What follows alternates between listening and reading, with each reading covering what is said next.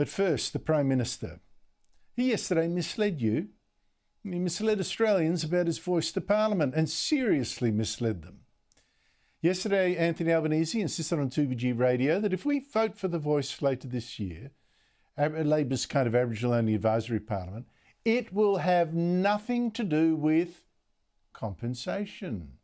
No, Ben, I can't say it any clearer.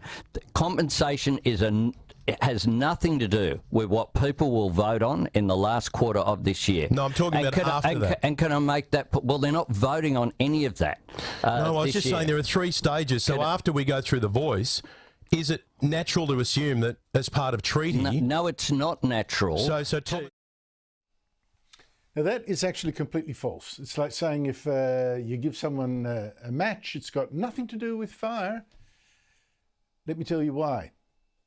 Actually, let Thomas Mayo, who's one of the activists actually appointed by the government to design this voice, let him tell you why.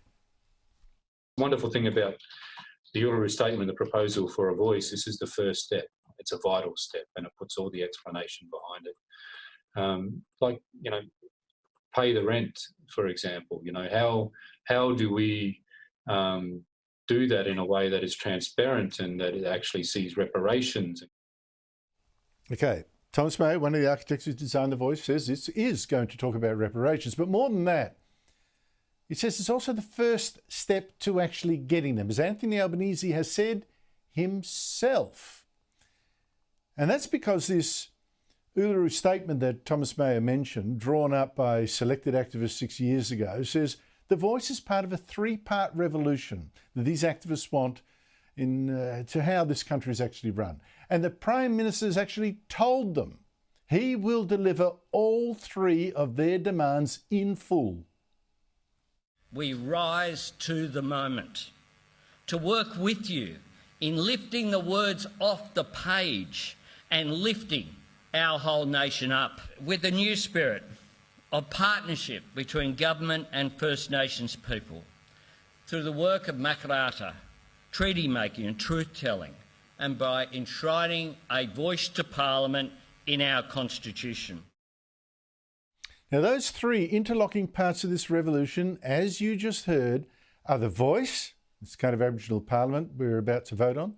That's coming first. Second, truth telling, essentially a propaganda campaign. And the third is this Makarrata, an organisation to negotiate a treaty between Aborigines and the rest of us, which will inevitably include compensation as part of this settlement of a war that I can't see, but they've invented. I repeat, this is all part of the government's real agenda, Albanese's real agenda. So all linked, even if Albanese is now pretending it isn't. Now, in fact, Anthony Albanese, a couple of months ago, said himself that one of the jobs of this voice is going to indeed be to talk about the Makarrata and making a treaty. One of the things that a voice to Parliament will be able to do is to talk about Makarrata, the need for agreement making and coming together after a conflict. And even more than that, Albanese has already started to create that Makarrata Commission, putting it in place. His government has already handed out nearly $900,000 of your money to set up this Makarrata, to start working out a treaty and the inevitable compensation it might want. It's happening, folks. And you can just look in Victoria, because there's a warning for you. Victoria's already exactly down the same path, with exactly the results I'm warning about. And that Albanese said, oh, no, nothing to see here, folks.